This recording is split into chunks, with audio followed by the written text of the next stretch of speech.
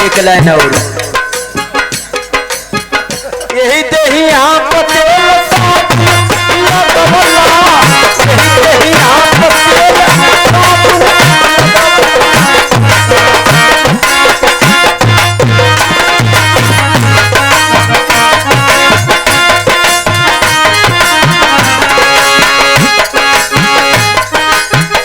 बिना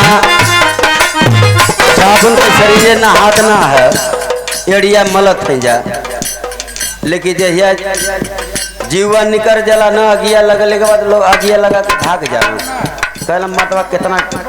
अड़बड़ महकत है यही देही आप तेल साबुन लगवला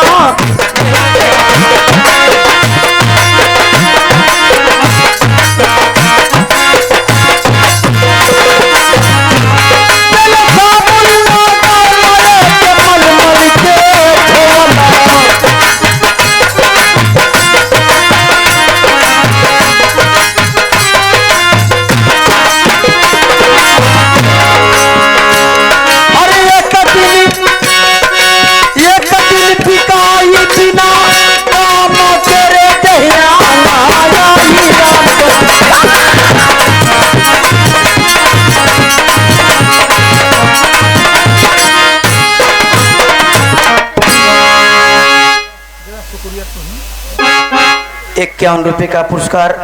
ये पैसा देने वाले आप श्रीमान अनिल चौहान इस शुक्रिया चाहिए आप श्रीमान शंभू जी के हमारे पास शुक्रिया ना हमारे पास तो शुक्रवा है दोनों जाने के एक स्वर में नमस्ते प्रणाम सबके एक स्वर में नमस्ते प्रणाम आत्मा जाओ सुख शांति अच्छा स्थान मिले अपनी मोबाइल करते शिव चाप 4 जानी ही अब बारी बारी से नंबर लगावत हैं ये ऑर्केस्ट्रा ग्रुप भोजपुरी नाच सत्या ऑर्केस्ट्रा ग्रुप भोजपुरी नाच आप लोग को जौन मन करी तो गीत अब से सुनी हेलो एक बाद में आप लोगों को जौन इच्छा बनी तो ड्रामा हुई 4 जानी बारी बारी से नंबर लगाओ थे एक जानी से मन चाहिए गीत भजन सुना लो एक बाद में आप लोगों को जौन इच्छा भी तो ड्रामा हुई चलते चलते मार साहब शिव चाप करने से पहले तने ठीक गीत लगा दा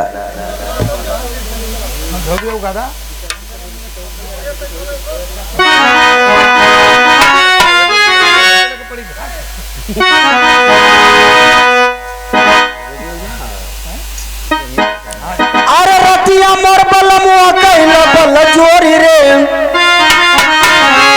आ झुलनिया दिहला तोरी न नदी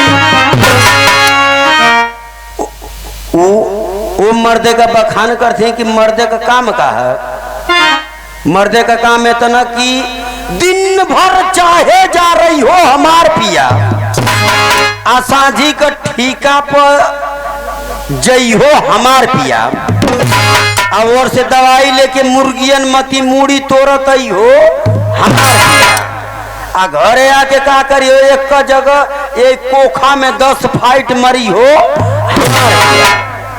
बखान करते हैं वो मर्द का काम इतना है पी ले तुम न सनक जाते हैं पी ले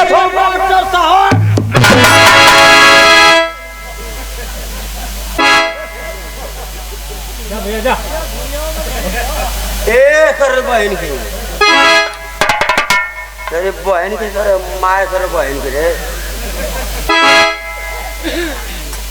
ए अंगलवा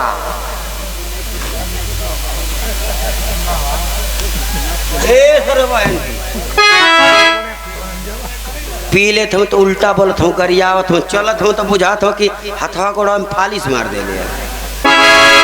जहाँ खड़ा होता हूँ स्प्रिंग पर नाचत हूँ डोल एक नंबर लग गला अपन चैन खोलत हूँ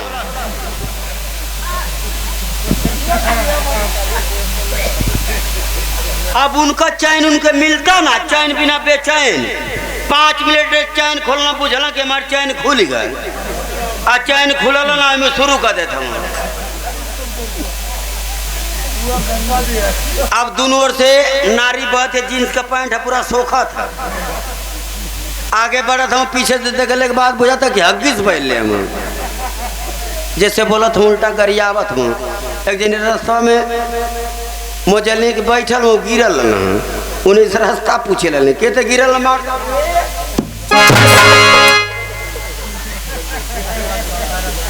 लाइट मारे अब उठा तो रास्ता बताओ केम के कत हे ए सर भाई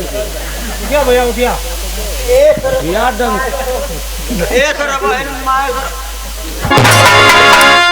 ए अरे सर भाई ए सर भाई मार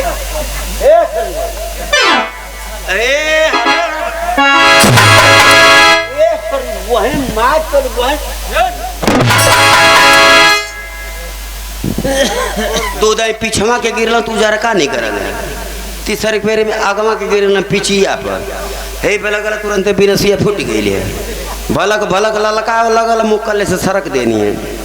हम कहीं कुल गोसवा मोरी पुतार दी हैं उल्टा बोलत हूँ गरियावत हूँ गाँव का आदमी होते एक दूधाई बर्दाश्त कर लिया